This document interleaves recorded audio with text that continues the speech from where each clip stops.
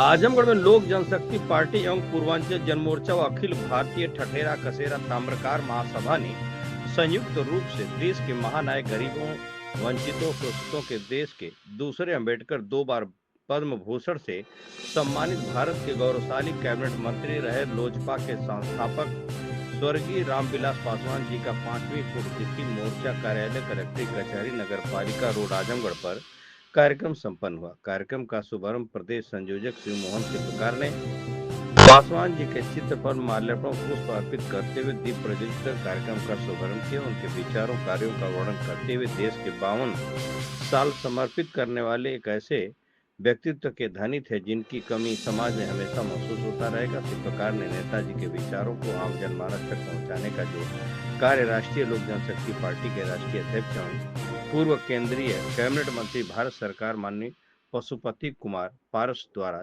जो जिम्मेदारी सौंपी गई है उसे कर्तव्य निष्ठा के साथ पूरा करने का संकल्प अपने समर्थकों के साथ लिया है। पासवान जी की नीतियां जो सोच रही है ठीक उसी प्रकार से हमारे राष्ट्रीय अध्यक्ष पारस जी की है। वह गरीबों, वंचितों, शोषितों के लिए सदा समर्पित रहते हैं। पासवान जी का जन्म 5 जुलाई 1946 को बिहार प्रांत के खगड़िया जिला के अंतर्गत ग्राम शहरबन्नी में पिता जमुना माता सिया देवी के घर पर हुआ था। भारतीय राजनीति में 1969 में पहली बार बिहार विधानसभा में पहुंचे। 1977 में पहली बार विश्व विजेता के रूप में भारत के सांसद बनकर संसद में पहुंचे। तब से लगातार देश की सेवा में लगे रहे।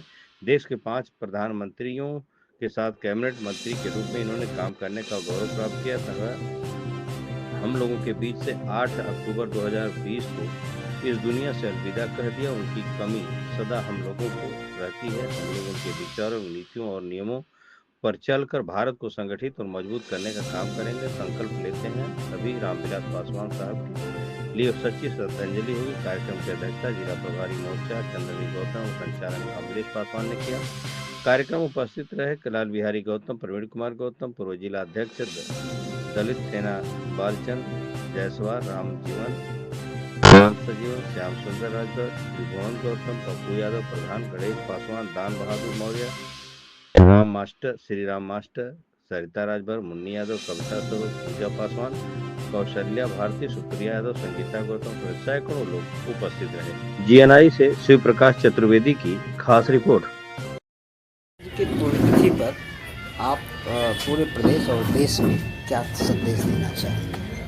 आज हमारे देश के गौरवशाली नेता,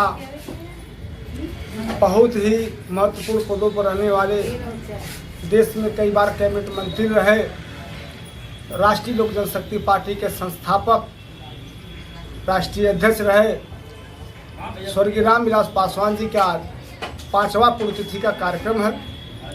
उन्होंने देश में सदा भाईचारा, समानता, जनमानस के प्रति सदा समर्पित रहने का काम किया। लोकतंत्र को उन्होंने प्रमुखता दिया, भारतीय राजनीति को एक मजबूत धार दिया और जिन जिन विभागों में रहे वहाँ एक तरह समझिए शुद्धिकरण किया। उनके जितने भी काम थे जो नहीं चलने पा रहे थे उसको भी चलाने का काम किया, आम जनमानस को राहत देने का काम किया। उन्होंने कहा था कि जिस दिन मैं दूरसंचार मंत्री बनूंगा उस जो मोबाइल है बैगन के भाव बिकेगी, टोकरी में बिकेगी। आज उनकी बात एकदम सत्य है। आज मोबाइल टोकरी में बिक रही है, चट्टी चौराहे पर बिक रही है। हर आम जनमानस के पास दूरसंचार की व्यवस्था उपलब्ध है। उन्होंने कहा कि मैं आजमगढ़ जनपद को एक आदर्श स्टेशन और बड़े लाइन से जोड़ूंगा, जो आज जुड़कर आप देखिए सामने तैयार है। इस देश का सबसे महत्वपूर्ण स्टेशन आजमगढ़ जनपद है। उन्होंने कहा कि पिछड़ों को आरक्षण दिलाऊंगा। उन्होंने 1989 की सरकार में गरीब वंचित शोषितों के लिए, पिछड़ों के हितों के लिए उन्होंने आरक्षण दिलाने का काम बीपी सिंह की सरकार में किया। उन्होंने कहा मैं अनुसूचित जाति और जनजाति के लिए सदा समर्पित रहूंगा। उसके एक्ट को मजबूत करने का काम किया। खाद्य रसद की व्यवस्था में उन्होंने कहा कि जितने भी पल्लेदार हैं मैं उनको परमानेंट करूंगा। उन्होंने उसको परमानेंट करने का काम किया। ग्राम स्तर तक कृषि केंद्र खुलवाने का काम किया।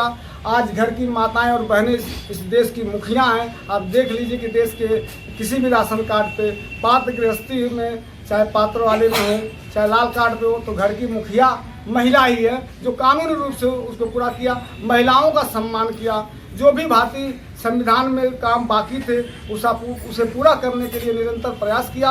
और मैं समाज में ही कहूँगा कि रामविलास पासवान जी के विचारधाराओं में सम्मिलित होकर उनकी विचारधाराओं को जाने और जानकर संकल्पित होकर आज के दिन सभी लोग जो है रामविलास पासवान की विचारधाराओं को आम जनमानस में जोड़े।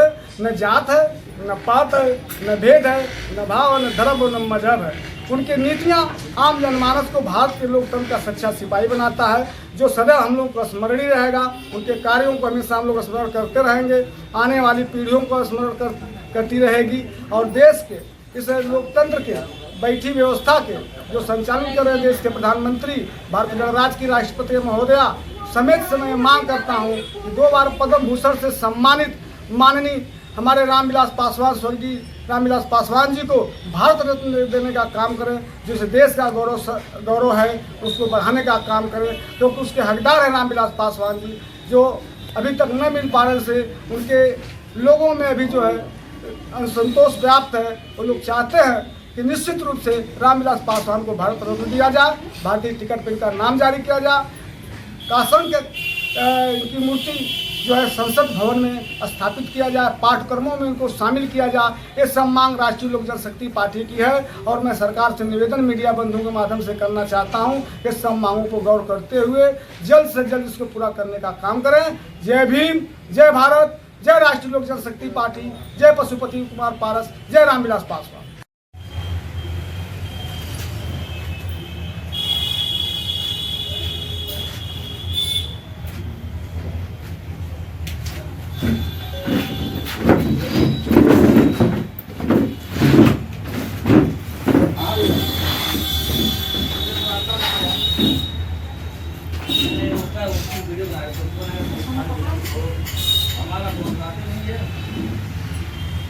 बाहर पे लगा दो पर भी बाबू, बाहर लगा दीजिए, थोड़ा वहाँ डाल दीजिए, बाहर कुछ पे लगा बाहर लगा दीजिए।